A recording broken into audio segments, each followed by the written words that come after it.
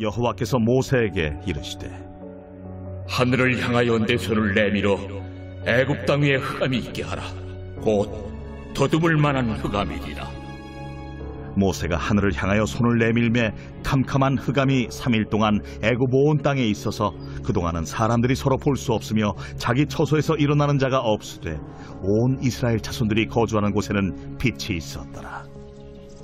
바로가 모세를 불러서 이르되 너희는 가서 여호와를 섬기되 너희의 양과 소는 머물러 두고 너희 어린 것들은 너희와 함께 갈지니라. 왕이라도 우리 하나님 여호와께 드릴 제사와 번제물을 우리에게 주어야 하겠고 우리의 가축도 우리와 함께 가고 한 마리도 남길 수 없으니 이는 우리가 그 중에서 가져다가 우리 하나님 여호와를 섬길 것임이며 또 우리가 거기에 이르기까지는 어떤 것으로 여호와를 섬길는지 알지 못함이니이다 하나 여호와께서 바로의 마음을 완악하게 하셨으므로 그들 보내기를 기뻐하지 아니하고 바로가 모세에게 이르되 너는 나를 떠나가고 스스로 삼가 다시 내 얼굴을 보지 말라. 내가 내 얼굴을 보는 날에는 죽으리라. 당신이 말씀하신 대로 내가 다시는 당신의 얼굴을 보지 아니하리.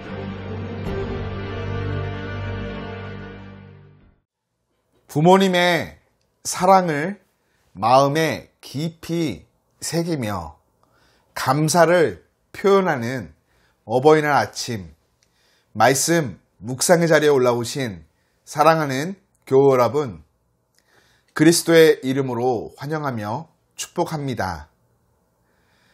오늘 묵상의 자리에 올라오신 많은 교우 여러분들 가운데 어버이들이 계신데요.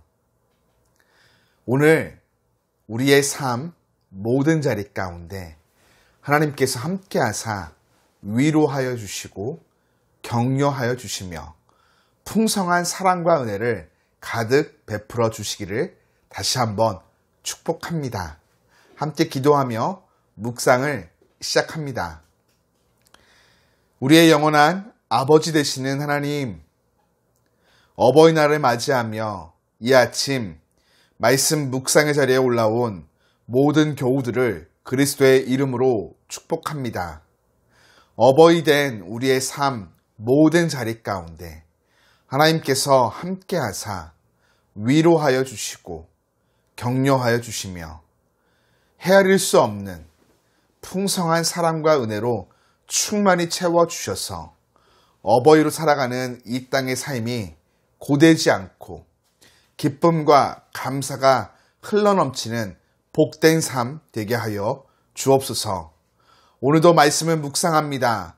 묵상하는 모든 이들 가운데 성령께서 함께하여 주사 지혜와 계시의 영으로 기름 부어주시고 말씀을 깨닫는 놀라운 은혜를 베풀어 주옵소서. 예수님 이름으로 기도드립니다. 아멘. 아무런 경고 없이 9번째 심판이 시작되었습니다.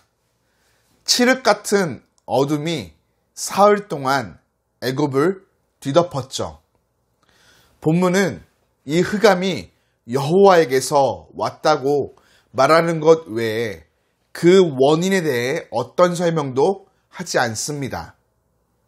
자연 생태계에 반하는 캄캄한 흑암이라는 이 말은 성경의 이사야, 스바냐, 요엘의 예언자들이 여호와께서 열방들을 심판하기 위해 오시는 날 임하는 그 두려운 흑암을 묘사하기 위해 사용했던 말과 같은 단어이죠. 흑암의 결과는 전체적이었습니다. 23절은 자기 처소에서 일어나는 자가 없으되라고 진술하죠. 일종의 공황 상태가 전체적으로 일어났음을 보여주는 것입니다. 흑암은 모든 사람을 심리적이며 물리적으로 움직이지 못하게 차단시켰습니다. 그러나 여호와께서는 여기서도 다시 구별하사 이스라엘 자손이 거주하는 곳에는 빛이 있게 하셨죠. 흑암과 빛의 대조. 심판과 구원의 극명한 대조를 성경의 독자로 하여금 확실히 보여주시는 것입니다. 오늘을 사는 우리 독자들에게는 9번째 흑암의 재앙이 이전의 재앙들과 비교해 볼 때 그리 나쁜 것처럼 보이지 않을 수도 있습니다. 하지만 애굽인들의 우주론적 배경에 따르면 이것이 가장 나쁜 재앙이었죠. 태양은 애굽인들이 섬기는 신들 가운데 최고의 신이었으며 애굽의 국가 신이었기 때문입니다. 바로는 그의 신적인 아들이자 대표자였죠. 흑암 재앙으로 인해 애굽의 우주론이 치명적인 타격을 받았으며 애굽의 최고 신을 지워버리게 된 것입니다. 이제 여호와와 바로의 대결에 종지부를 찍을 여호와의 날이 임박했음을 보여주는 것입니다. 심리적 두려움에 사로잡혀 사흘을 보내며 죽음을 의식한 바로는 모세를 불러 이스라엘 백성을 데리고 광야로 나가서 예배를 드리라 허락합니다. 단 한 가지 조건, 짐승들을 놓고 가라는 것이죠. 짐승들을 잡아둠으로써 이스라엘 백성이 다시 돌아올 것을 보장받으려 했던 것입니다. 그러나 모세는 바로의 제안을 거부합니다. 하나님께서 말씀하신 것이 아니었기 때문이죠. 자존심이 상한 바로는 모세에게 다시는 내 앞에 나타나지 마라. 다시 내 앞에 나타나는 날에는 죽는다. 협박하며 돌려보냅니다. 바로는 자신에게 유일한 구원의 통로인 아론과 모세를 보내면서 스스로 구원의 문을 닫아 버립니다. 바로가 모세에게 협박했지만 훗날 두 사람이 다시 만나게 될 때 모세가 아닌 바로의 아들이 죽임을 당하게 될 것입니다. 지금까지 하나님은 바로에게 그 마음이 부드러워질 수 있도록 여러 번의 기회를 주셨습니다. 꾸준히 돌이킬 기회를 주었음에도 바로는 끝내 그 기회를 살리지 못하였죠. 성경을 마주하는 독자들은 애굽에 내린 하나님의 심판을 통해 인간은 하나님의 주권적인 능력 앞에 전적으로 무능하다는 것을 인정해야 합니다.